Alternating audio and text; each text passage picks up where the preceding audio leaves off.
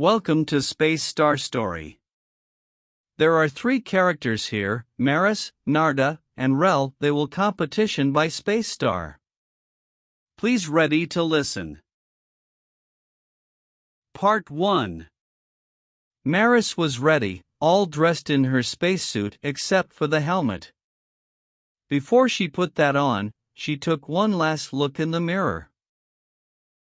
The next time I look at you, she promised, I'll be wearing the Space Star medal. I'll be very proud of myself. Yes, she was going to win the space race today. She was the best minicraft pilot in the Galaxy space race, she said to herself. Or was she? Maris looked at her reflection in the mirror and thought about herself. She had worked very hard learning how to fly the small one-person minicraft. She knew she was good at it. She thought was good enough to win the Space Star medal. Maris put on her helmet.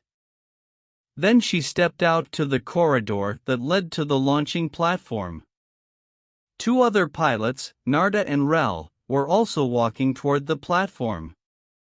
Maris knew Narda. She was a young, green-skinned woman from the fifth moon of Jupiter. Rel was a pilot from the asteroid Pallas. Narda smiled confidently. "This is the big day, isn't it?" she asked through her helmet. It quickly translated all the languages in the galaxy. Maris suddenly felt her own confidence fading. There were quite a few pilots in the race, but Narda was the one who worried Maris the most. Narda flew fast and without any fear, and she wanted to win very much. She and Maris had the same scores when they tried out easier. They had the highest scores of all the pilots. But Maris noticed that Narda didn't always fly exactly on course. She sometimes went off the route. And accuracy was as important as speed in the race.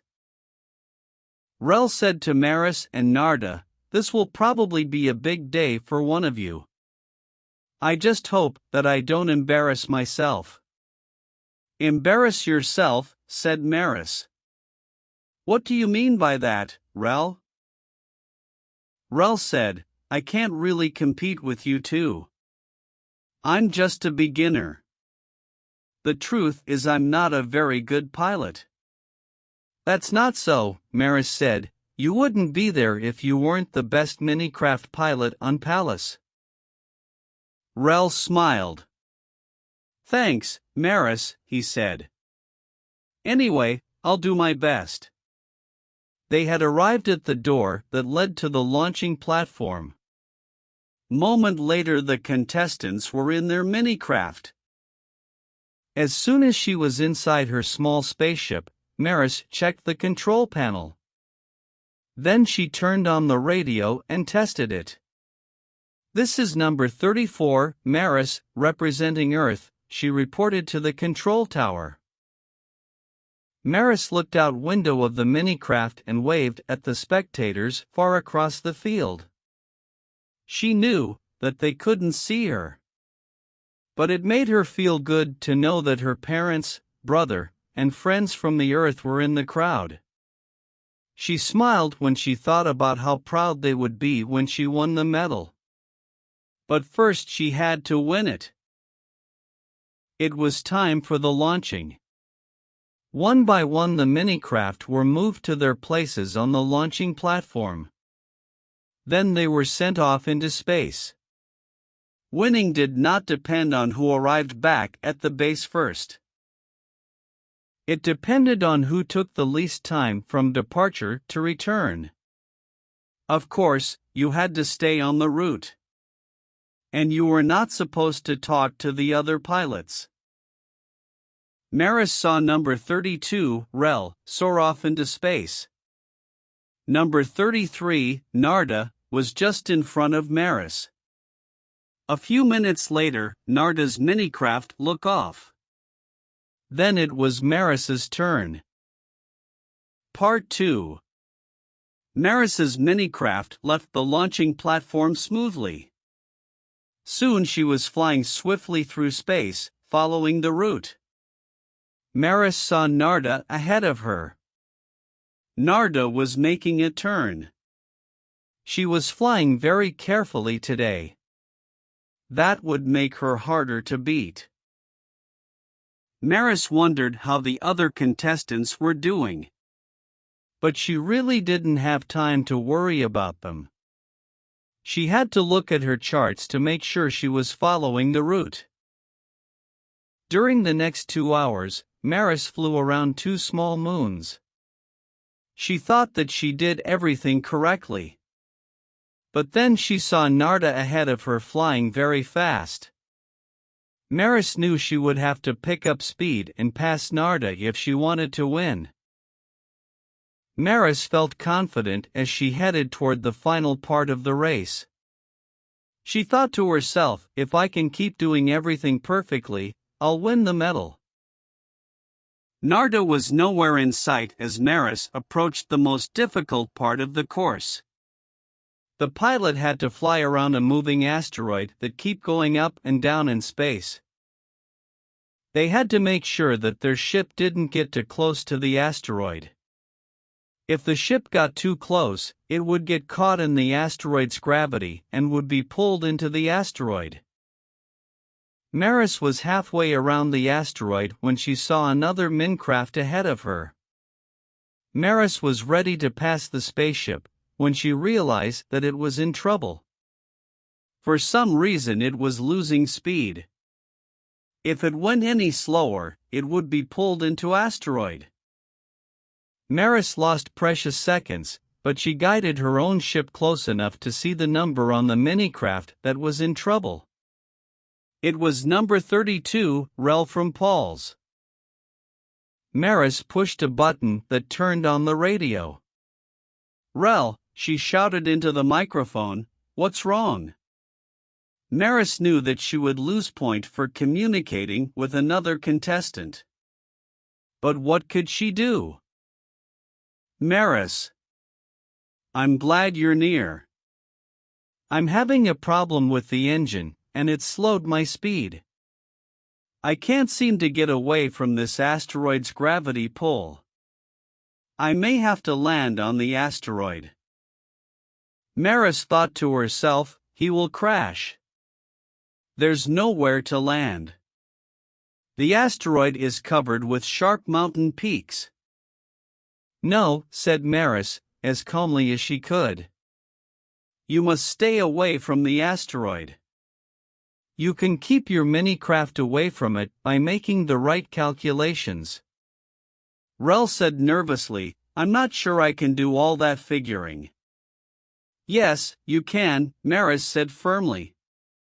Now look at your charts in Instru. There was silence for a moment, and then Rel spoke again. I've tried to radio for help, but we can't get through to the base from here. We're in a dead space behind the asteroid. Will you send a rescue ship for me as soon as you get to the base? Yes, Maris thought, I could do that. I could go on and win the race and then send back help. She could still win the Space Star Medal. She wanted very much to continue. But she couldn't. Not yet anyway. I'll stay here with you for a while, she told Rel. I'll contact someone else to send the rescue ship. Just then Narda's no need to answer me and lose points. But send for the rescue ship as soon as you can radio the base. Maris quickly explained the problem. Narda gave no sign that she heard the message. She just flew on. For the first time Maris felt the panic. What if Narda didn't hear the message, she wondered. What if Rel and I both crash on the asteroid? We might never be found. Maris tried not to think about that. Rel's minicraft was losing power.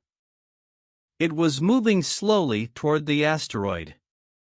Maris didn't have time to think about herself. She had to help Rel do the calculations to keep from crashing. She tried not to show fear as she gave Rel instruction. The two mini-crafts were very close to the asteroid. Maris was studying it, looking for a place to land if necessary. Then she saw another spaceship approving. Number 33. Narda had come back. Narda! Maris exclaimed. I thought you'd be wearing the Space Star medal by now.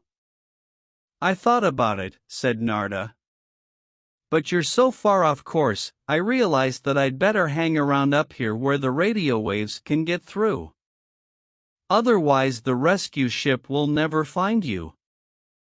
Before Maris could say another word, Narda flew away from the asteroid. She sailed off into the distance, where she waited to guide the rescue ship to Rel. A short time later, the rescue ship arrived. It used its powerful magnets to pull Rel's minicraft away from the asteroid. As they headed back to the base, they heard on their radios that Melona from the planet Mercury had won the race. I'm sorry, said Rel, after they landed safely. I made both of you lose your chance for the modal. But at the moment, the modal didn't seem that important to Maris. She thought about the promise she made to her mirror that morning. Well, she would still keep that promise. After all, you don't have to wear a medal to be proud of yourself.